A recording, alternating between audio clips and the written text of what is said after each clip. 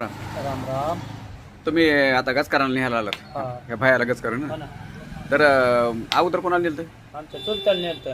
त्यांचं काय राहिलं त्यांचं ते असं पोटापाशी हा. कमरापाशी असं मोठं नमट असं भाकरी एवढं मोठं नाम चालतं ते. पाडलेलं होतं, काळं पाडलेलं होतं. किती दिवस झाले त्याला आता त्याला तरी बी 2-3 वर्ष झालं असं. मग आता तुम्ही नंतर तुमच्या कोणाला नेलं कोणा पाहुणीला नेलतं मेवणीला. मग तिला त्यांचं बी राहिले. त्यांचं राहिलं हा मग एकाच विसर बॉटली नेती ही. हां ते गोळ्या काय नव्हत्या नेल्या काय नाही. तर ते राहिलं त्याचं किलर राहिलं. मग आता आता मुलाला आलं तर मग ते औषध न्यायला आलं.